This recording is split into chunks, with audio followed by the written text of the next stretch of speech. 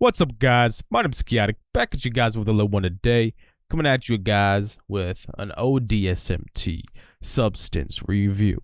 And yes, so this is O-DSMT, or it's also known as O-DESMETHYLTRAMADOL. And yeah, so really what we're going to get into, we're going to explain the effects, how it affected me personally, the euphoria. And I would say this was like the most similar compound RC opiate to like oxycodone. It was very, very similar to street level, not just street level, but pharmaceutical level opiate. And yeah, it was really interesting. And I'm gonna get right into the story, and I hope you guys will stay high, stay lifted. Happy New Year's again. It's 2025, and this is gonna be my first video back in 2025. So we're gonna get started. We're gonna get high and lifted, and let's get into this story. So the first time I had tried this was actually 2 years ago, and yeah, this shit smacked me. So I'm gonna get right into how it did. So the O-DSMT, the way it affected me, man, it felt very, very similar to real oxy, because I've done real oxy at least a few times. Very, very rare chemical.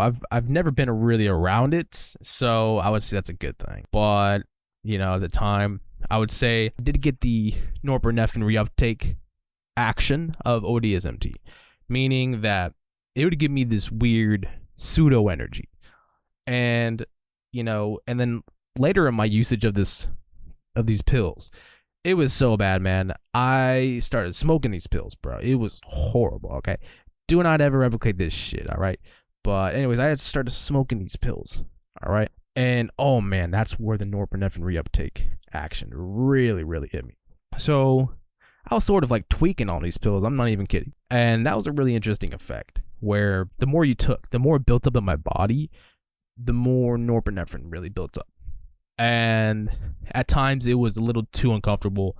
It got me a little too hyped up, too high. And it was annoying. It made me really irritable at times too, so that was not cool. But in the beginning, this is where the shit smacked. So it felt so bomb. It felt so good in the beginning, obviously, but my body quickly built a tolerance. It was pretty scary. Meaning I couldn't just nod off of like one pill anymore, or half a pill. Like, your body will build a tolerance really, really fast, almost immediately. So you got to keep that in mind when you're using these chemicals. It's a slippery slope, man, and really the tolerance is there for a reason. Your drugs, they're not gonna last that long, and your body's gonna be like, what the fuck is this shit? This shit is way too strong for me, bro. So I'm gonna fucking make sure you're not gonna die. So what does it do? It brings your tolerance up, and sometimes permanently. Like, I even think to this day, I don't know. I mean, I'll probably nod now again because I don't do opiates. I really don't do opiates. So, but maybe if I took another one, if I took a real pharmaceutical opiate, I'm gonna nod. So no, I'll still nod. But meaning, like, if you're trying to abuse opiates and you're trying to chase that dragon, you're trying to chase the nod, it's not really gonna come very, very easily. It's honestly gonna go away very fast. And then before you know, you're taking it every day. You're not nodding out, but you're almost nodding out, but you're chasing a high. So either way, you're chasing something. So anyways, very, very interesting chemical though. I would say using this for pain is top notch. I would say the euphoria to this chemical is on par with oxy, honestly, and makes you so talkative. It makes you sociable, relaxes your bones. Obviously, it attaches right to your opioid receptors, so it's not just gonna not hit you. It's gonna hit you. And I remember getting sick on this shit so vividly when I was taking it a lot. I remember vividly getting sick. Oh man, and I was throwing up in the toilet. I was just fucking up my stomach, man. It was bad. And then, oh man, I got really bad constipation towards the end. It was crazy, okay? And I never get that shit. So the opiates were shutting off my digestive system. There were times I wasn't even eating. So yeah, honestly, very addicting chemical. And I never got it again. I tried to. Funny enough, when I tried to get O-DSMT again, oh man, I don't know what happened, but all my sources disappeared. I swear this happened for a reason too. And I had ordered it and then I never received it and basically got scammed. When I tried to get O-DSMT, it was easy. So yeah, I don't know what happened, but I swear the universe, something's trying to keep me away from it. So I'm gonna just leave it like that, and move on with my life, because it's a slippery slope, bro. And I'm not trying to be addicted to anything. And you got to keep the usage in mind as well. You know, you can only really use that shit once a week. Because again, the nodding goes away really fast. So if you're trying to nod, it'd be in your best interest not to nod all the time. And if you have obligations, work, you can't be on that shit. So maybe it helps having something to do other than drugs. But again, addiction's very, very interesting thing. It's very subjective as well. It's very individual-like. So what makes one person addicted is not going to make the other addicted, or it could make a lot of people addicted where it could not make a lot of people addicted. So it's very, very, very different for everyone. But for me, opiates were like a kryptonite. I'm not even kidding. So I know for a fact I would be a tweaker off that shit. I would be doing that shit all of the time. Okay, I'd be nodding out. I would sound stupid. I'd be getting brain damage, losing oxygen, suffocating. I mean, the list goes on with really, really bad side effects. And not to mention how bad your liver is going to feel processing all of that. But, you know, with all those negatives said, honestly, it had a lot of positives, at least with trying to be euphoric, trying to be a drug that pushes you into this bed of euphoria, this blanket of love. And it feels like that. It does. That's why it's addicting. So I would never advise taking this chemical, never advise taking any opiate. Kratom, you can take that, but that's also very addicting. I would even advise taking that. I'm serious, because again, it almost mimics opiates, and as far as I know, it does pretty much attach to those same receptors, or it at least agonizes them. But yeah, it's a slippery slope. And if you're doing kratom, you might become addicted to that, and then you'll become addicted to pharmaceutical opiates, and then you'll go on and on and on. So yeah, so take it from me.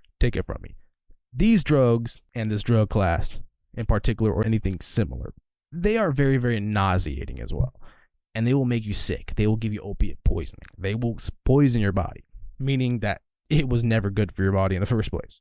It's not even an endogenous chemical.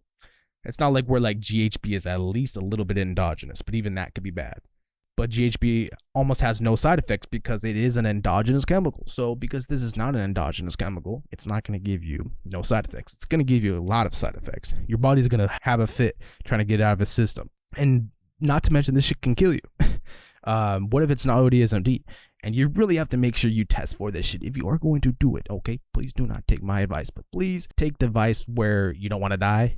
Please take a test kit or something when you take it. Always have Narcan with you. And yeah, I really don't gotta say what's already rhetorical. If you're fucking around with drugs like that, you should already know their side effects and risks, because it's all over the fucking wall, okay? The writing is all over the wall with that shit. So you gotta make sure that you're not falling into that abyss of drug use. But again, O-DSMT, on a drug perspective, on a non-addictive perspective, like if you can take it and not become addicted, I would say this is a 9 out of 10. But again, if you start abusing this chemical, it's going to give you some tweaky like side effects. It's going to make you have a lot of weird energy. You're going to get pretty irritable, and who knows if it was because there's something else in the pill. Could have been caffeine in the pill. And be careful when you're taking these clandestine pills, these pill manufacturers in their own house, with the pill presses, pressing these opiates, because again, they could have anitazine in it, which can kill you if you have no opiate tolerance. And then those kind of drugs, the reason why they put it in there is because they already know their clientele is already addicted. They already have a sick ass tolerance. So yeah, the only way you could survive potent ass opiates is if you have a really potent ass tolerance. And that's why some people die, because they're cutting the shit into all of these pills now. So please don't ever take what I said in this video as a go ahead. It is not a go ahead. These drugs will kill you. Please do not ever buy pill presses off of the dark web either. You can't be sure. You can't be 100%. And never knowing if he gets it from someone else that just decides to start putting fentanyl in that bitch. And there you go. He's got like a dozen people dead. But that's just the worst case scenario. Again, always get the fentanyl test kit, please.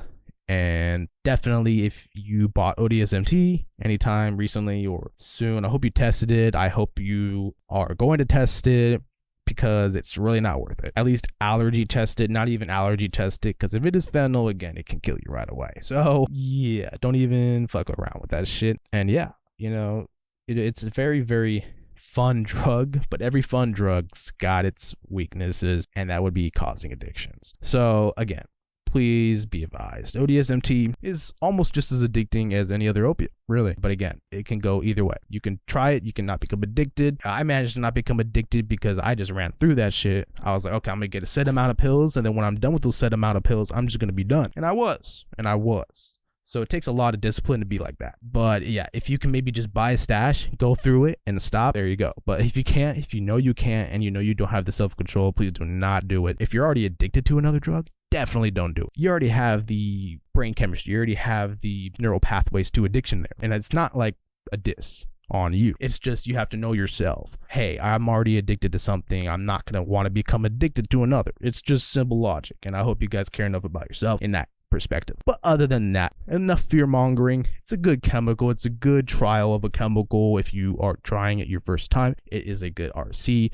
But other than that, it does have its negatives, and I did have to point that out. But I hope you guys enjoyed this video. Hope you guys stay high, stay lifted. Happy New Year's. It's 2025. I feel like it's the future. And this was the year that Black Ops 2 was based in. And shit, man, it's mostly the same, but hey, shit is getting pretty futuristic. Let's be honest. So let's stay prepped and join my harm reduction Discord down in the link below. Hope you guys are enjoying yourselves. And yeah, happy holidays. I hope you guys stay tuned for the next one again, and leave a like and subscribe and comment. Peace to the next time.